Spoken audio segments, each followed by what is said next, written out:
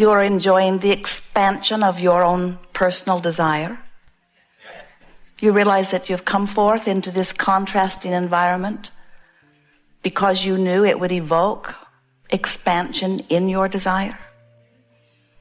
Do you know that before you emerged into this body, that you realized that the variety that surrounds you would help you to come to constant new conclusions about what you want, and that you understood that there would always be a new desire within you, freshly hatched, that you had not quite completely come up to speed with. So there would always be something more to realize in terms of full manifestation than you ever have realized. In other words, you never get it done. Can you accept that? Then you'll make a very happy eternal being.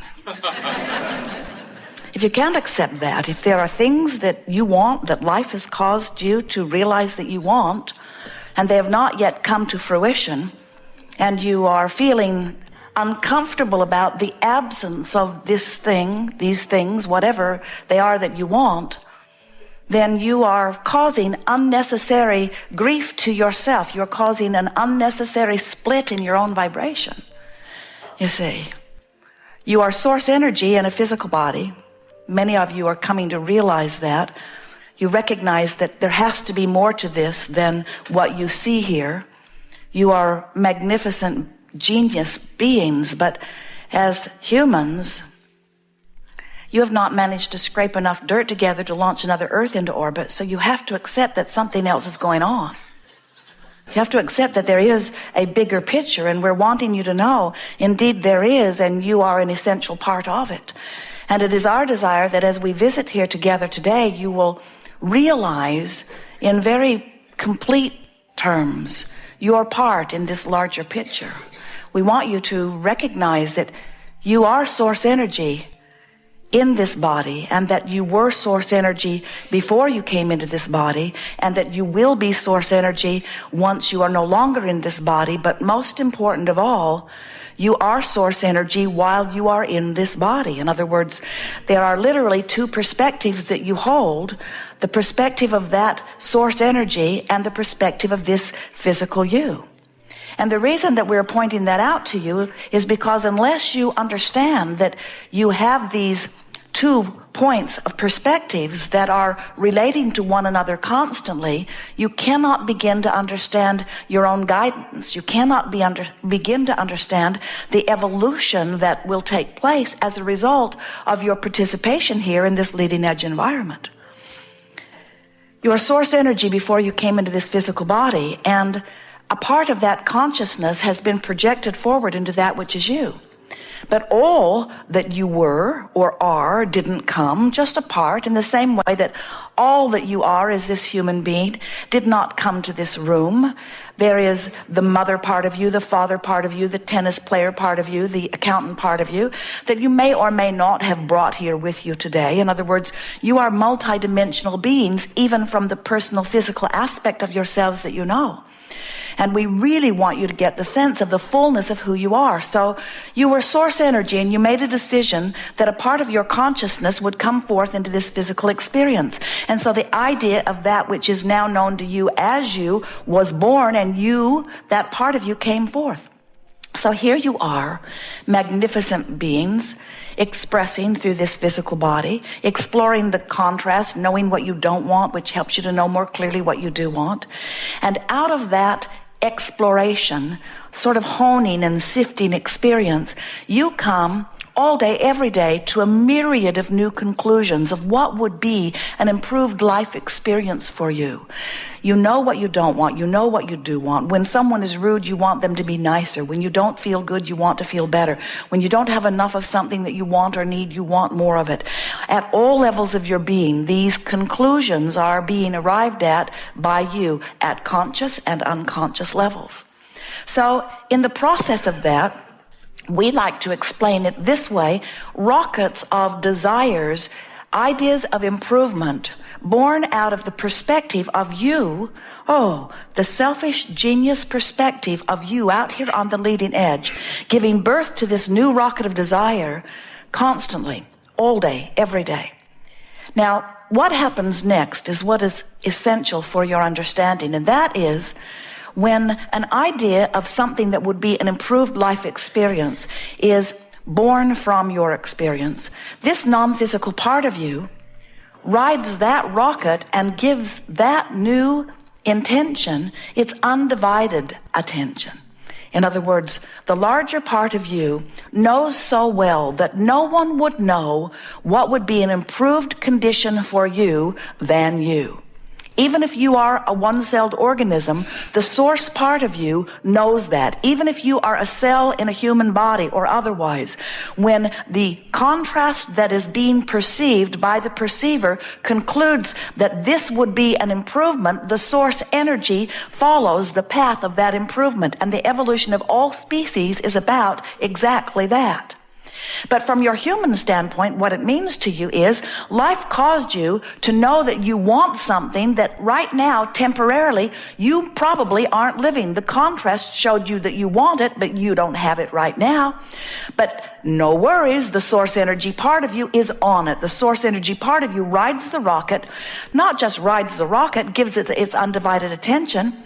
We've written a book and given it a wonderful title, Ask and It Is Given, and this is what this is talking about. The title could have been longer. The publisher wasn't excited about a longer title, but we want you to now understand that it's not just that you ask and it is given in that simple vernacular. It is that you ask because life causes you to do it, and the source not only gives it, but becomes it. The way it is given is that the source energy part of you becomes the vibrational equivalent of what you are asking for. Sort of getting the idea of that? Every little nuance, every big thing, every time you know what you don't want, you know what you do want, the source energy part of you turns its undivided attention to that expanded, furthest, most reaching point in the creation of the universe. Bless your hearts. You've caused an expansion. The question that we want to talk about here is, are you keeping up with the expansion that your life caused you to give birth to? Source did. Did you? And you know how you know the answer? By the way you feel. If you feel exhilaration, you stayed up with it. In other words, you were rude, you wanted to be nicer. Well, I might want to be nicer, but not right this minute. Because I was only rude because they were rude first.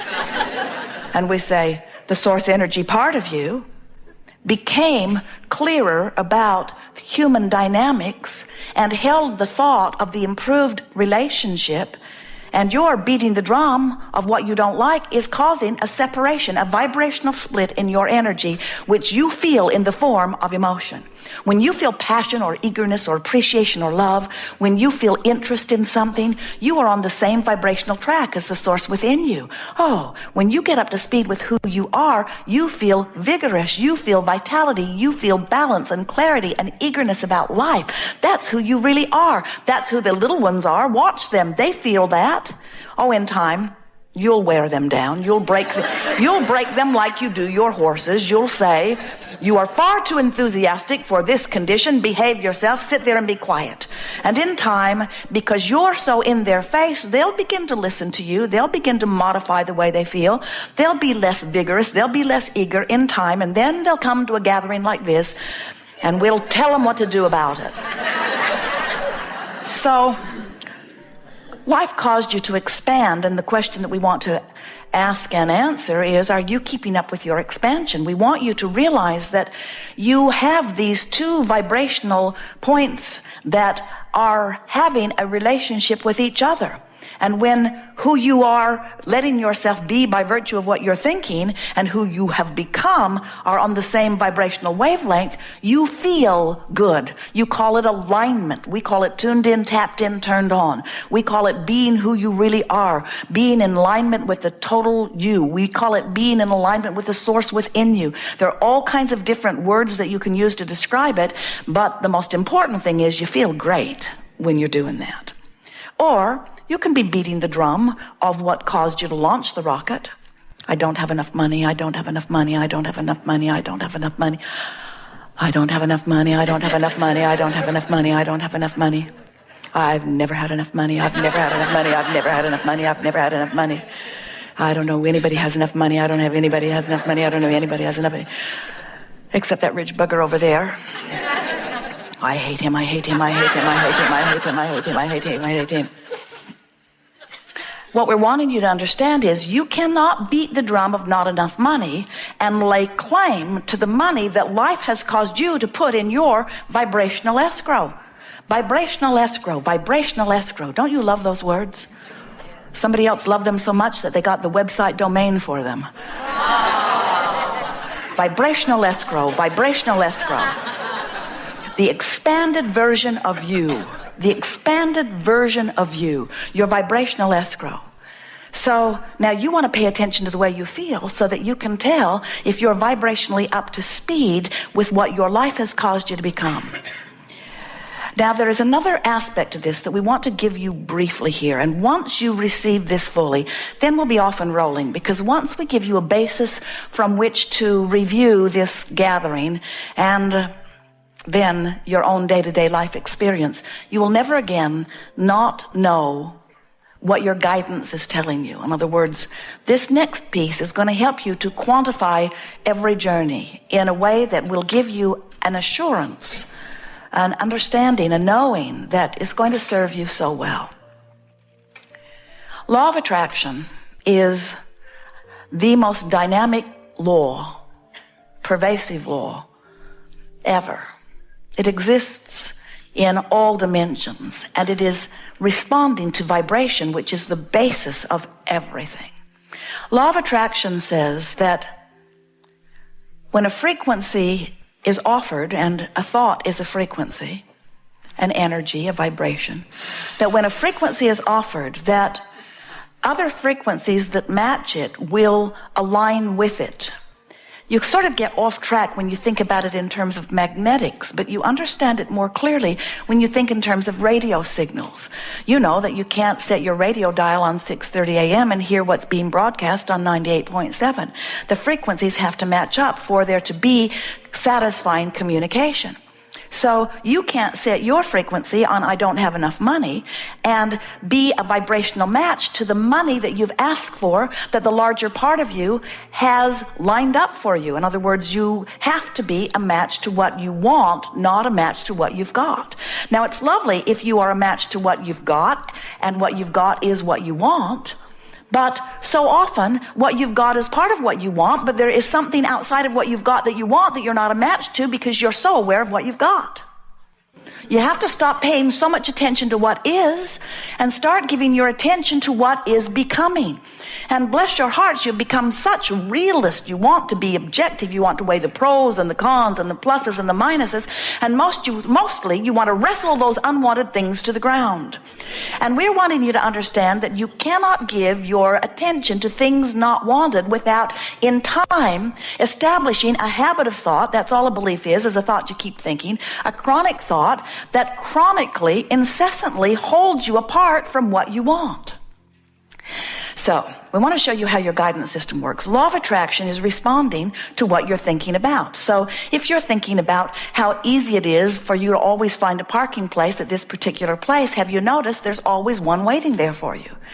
Have you noticed that if you've decided that you cannot ever find a parking place, there is never a parking place there for you, because law of attraction is responding to the dominant vibrations that you've got going on.